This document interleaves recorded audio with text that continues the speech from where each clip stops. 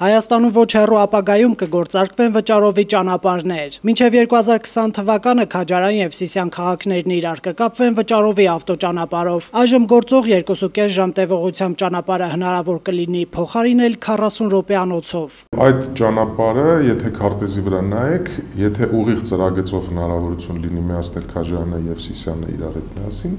ապա զգալի ուրեմն տնտեսման հնարավորություն կտա թե ժամանակի, թե վառելիքի։ Բոլոր տրանսպորտային միջոցների համար գին որոշելու նպատակով դեռ հաշվարկներ են կատարվում։ Մենք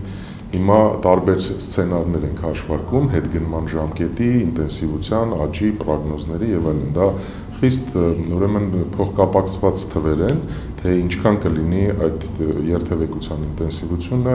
ուրեմն ինչքան կտնտեսվի վառելիք եւ այլն։ Քաջարան-Սիսիան վճարովի ավտոճանապարհը ձեռնտու կլինի հատկապես Հայաստանի տարածքով իրանական բեռներ տեղափոխողներին։ Դուք երթևեկում եք դեպի Երևան եւ ձեզ առաջարկվում է օրինակի համար ծանրաքաշ մեքենայով խիստ օրինակի համար եմ բերում, շեշտում եմ ինչի համար, որովհետեւ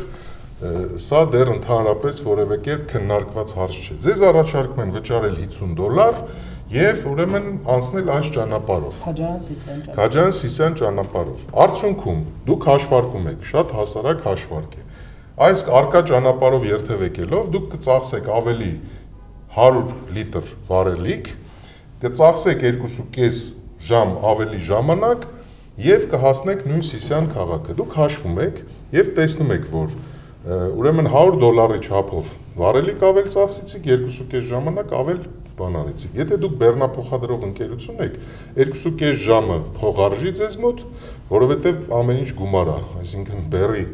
տեղ հասցնելը ավելի շուտ բնականաբար ենթադրում է